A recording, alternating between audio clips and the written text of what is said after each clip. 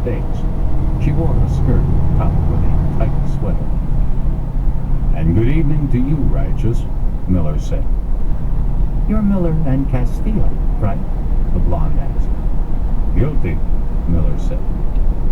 "I couldn't believe Randy when he said you would have the gall to show up here," the blonde said. "Charles, my boy," Miller said, "I suspect that our invitation to mingle with these charming people has been withdrawn." I'm getting the same feeling," Castillo said. "I suspect we withdraw, with Righteous's permission, of course." "You're right, sweetheart," the blonde said. "They think it's funny, and they're oh so clever." "And hers too, of course," Castillo said. "You two are really disgusting," Lieutenant Randolph Richardson said. Castillo was already behind the wheel of his Chevrolet, and Miller was having his usual trouble fastening the seatbelt around his belt when Captain Prentice came running down the drive. "Where the hell are you going?" Prentice demanded. "We tried to tell the general, you were there, that our coming here was probably going to be a mistake," Castillo said. A stunning blonde, who I strongly suspect is the general's daughter, just confirmed that prognosis. "My feelings are crushed beyond measure," Miller said.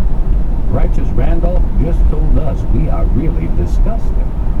I'm about to break into tears, and I didn't want to do that for fear of bringing discredit upon the long gray line. Gentlemen," Prentice said, "General Wilson's compliments. The general requests that you attend him at your earliest convenience."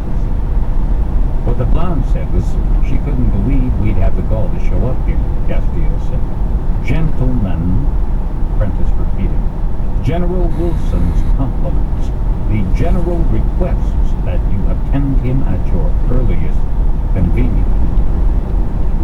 "That sounds pretty goddamn official, Tom," Miller said. "As goddamn official as I know how to make it, Lieutenant," Prentice said. He pulled open the passenger side door. A trim blonde, who was visibly the mother of the one on the patio, was waiting at the open door of quarters 2. "You're Miller and Castillo, right?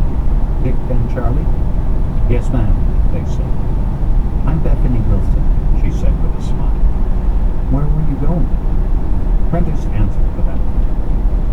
"Beth apparently believes they are responsible for the general's condition," he said, and greeted them with something less than enthusiasm. "If anyone is responsible for the general's condition, you are, Tom," Mrs. Wilson said. "What did Beth say?" "The one responsible for the general's condition is the general," General Wilson said, coming to the door from inside the house. "Good evening, sir," Miller and Castillo said. "The general's condition, in case you're wondering, is that he cannot, never has been able to, handle any more than one drink in a 90-minute period.